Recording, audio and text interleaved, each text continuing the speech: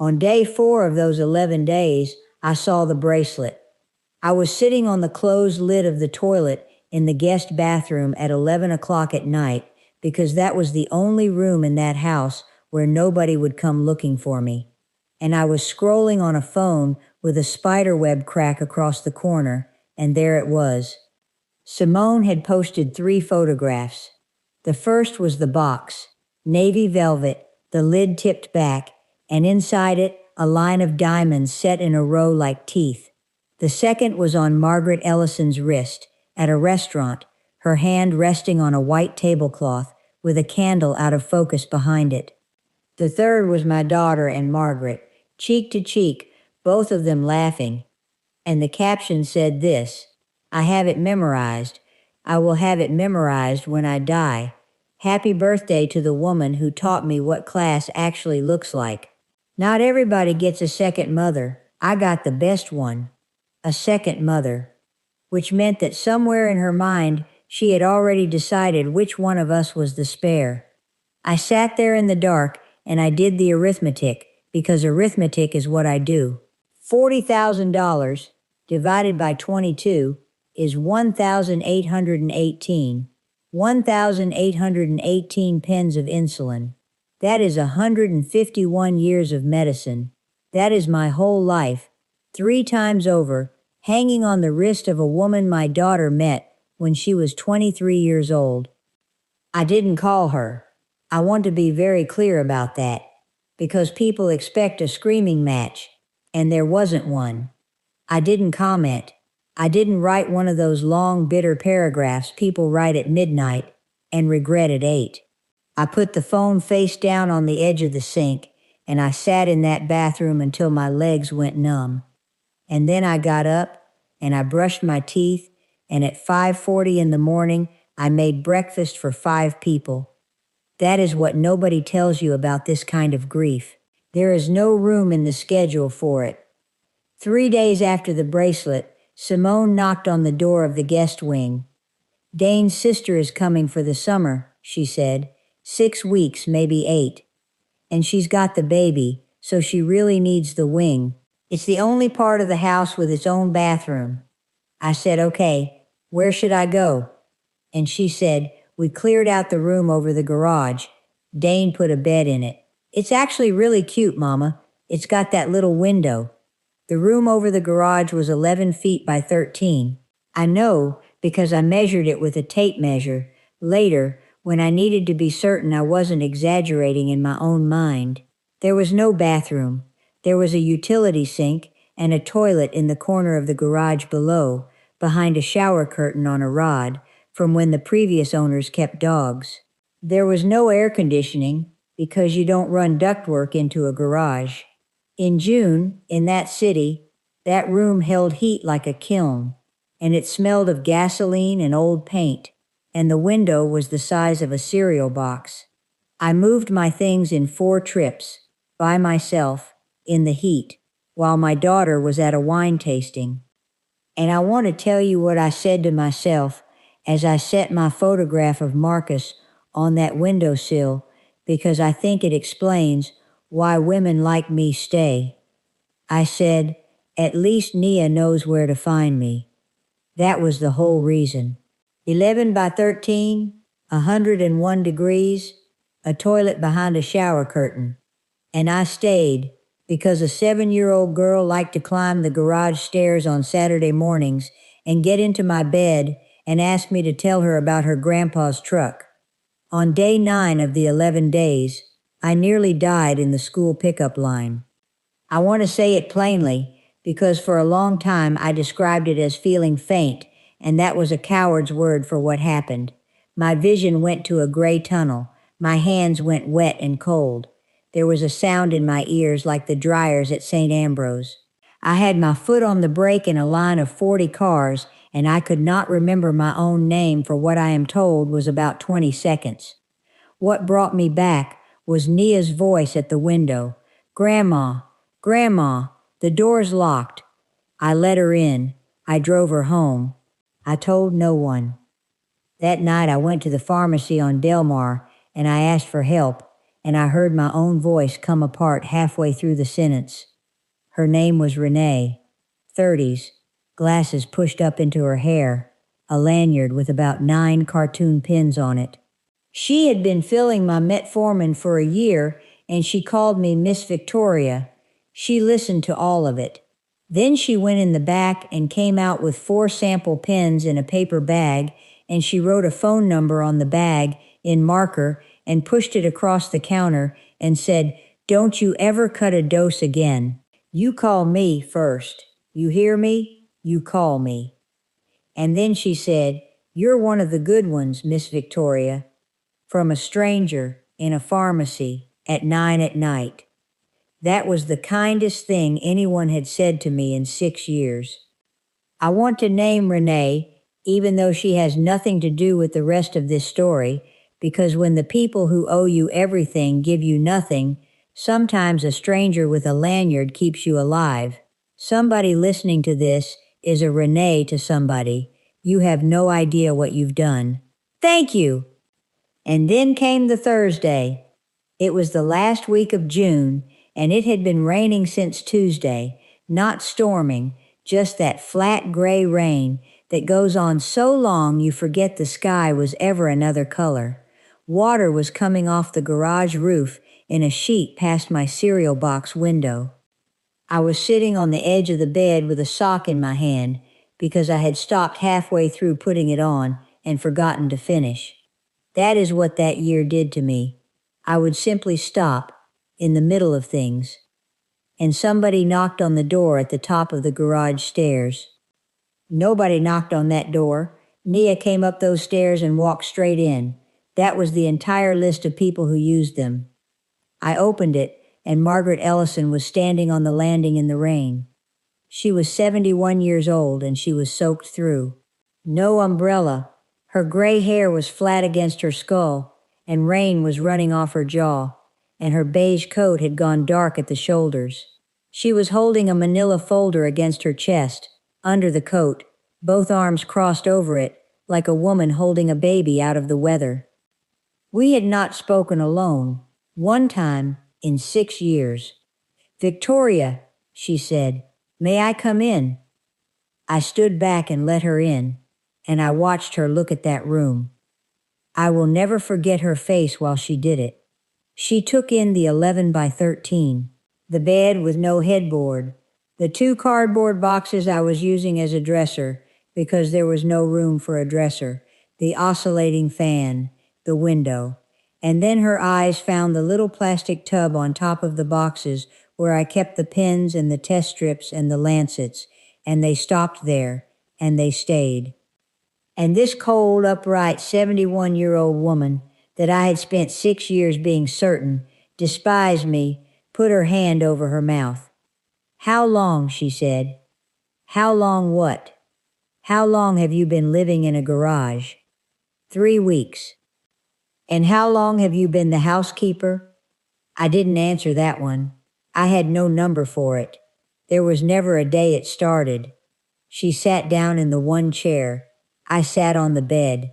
She laid the folder on her knees and pressed both hands flat on top of it, and I could see them shaking.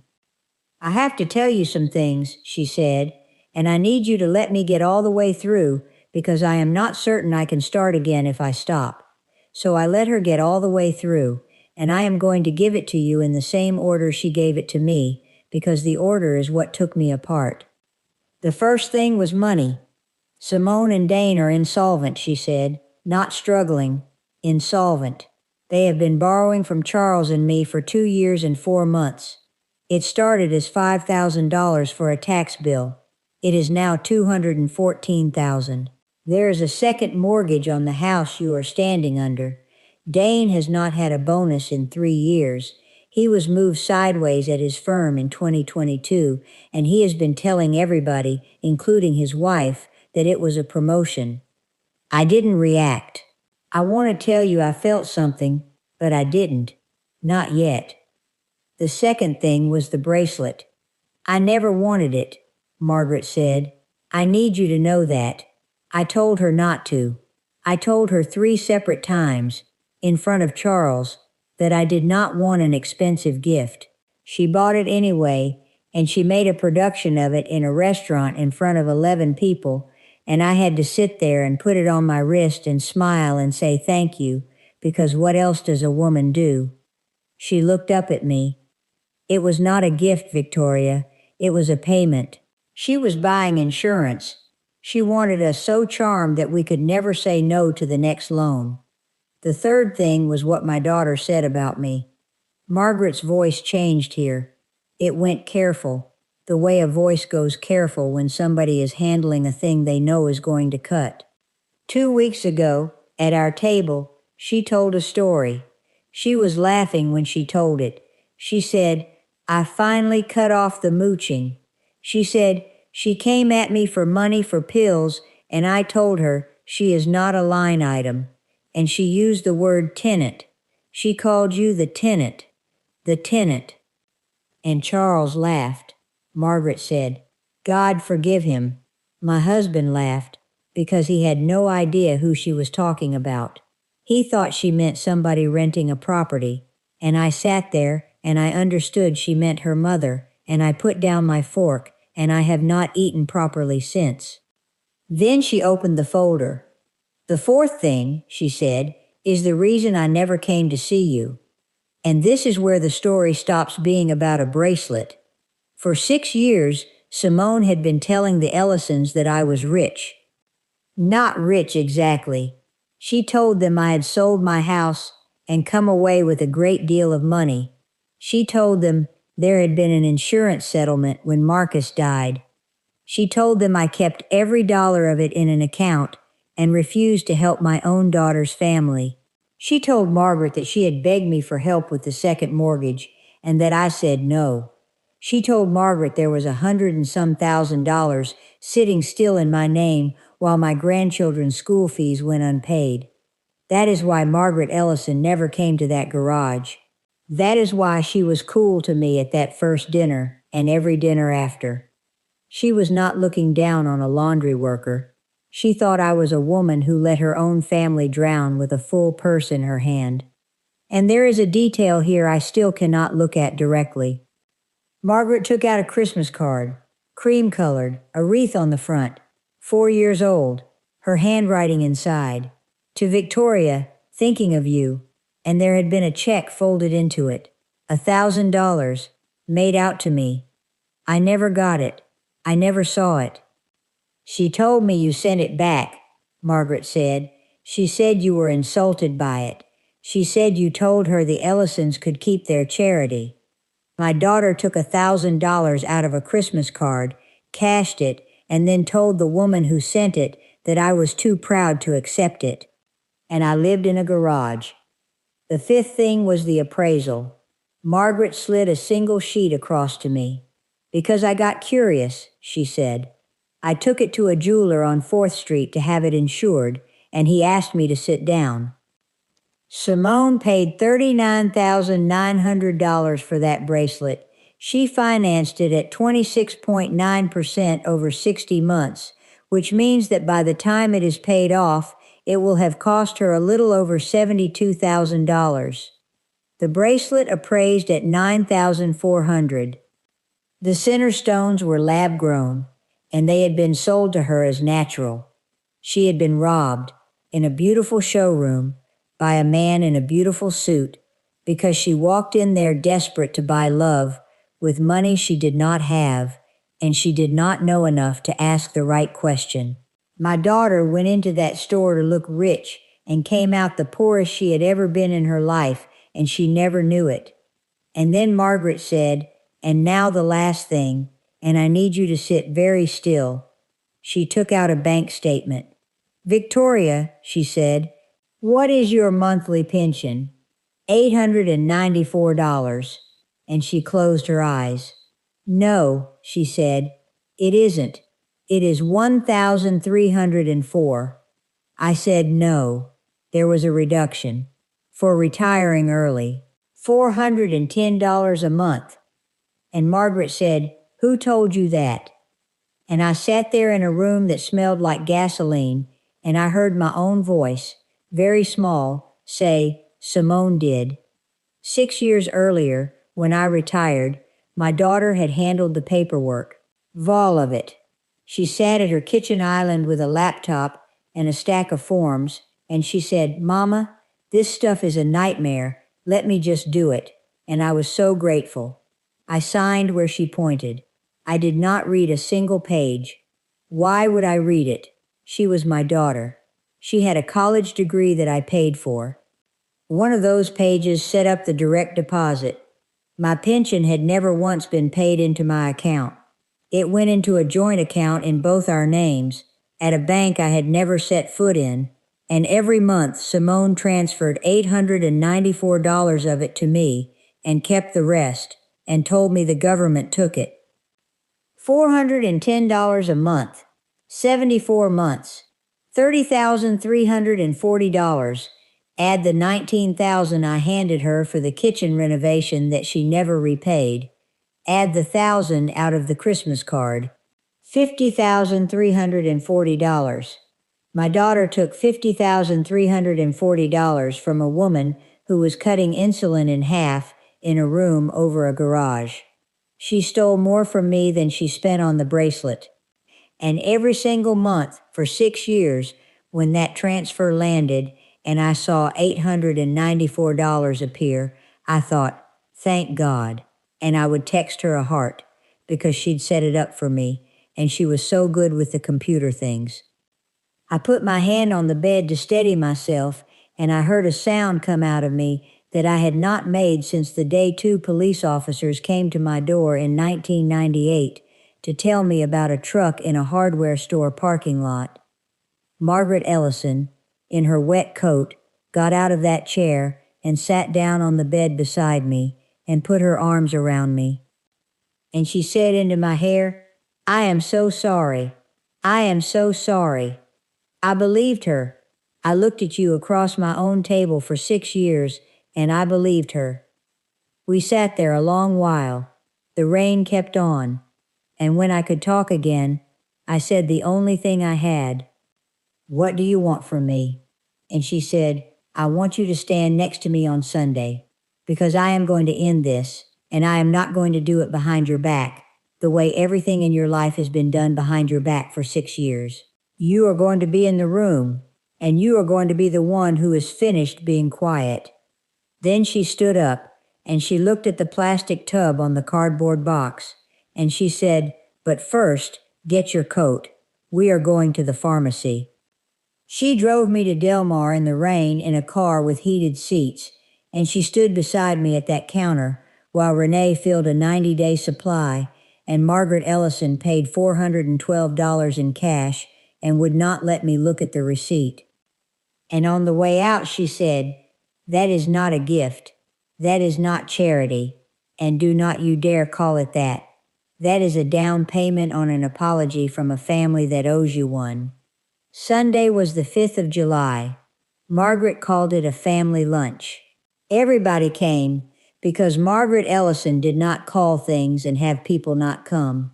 Charles was there, Dane, Simone, Margaret, and me, sitting in a chair by the window in the navy dress which I had ironed 3 times, the way I did the first night. Simone walked in and saw me and actually laughed. Not cruelly, she was just startled. "Mama, what are you doing here?" she said. Then, to the room, and this is a direct quote, "She doesn't usually do family stuff.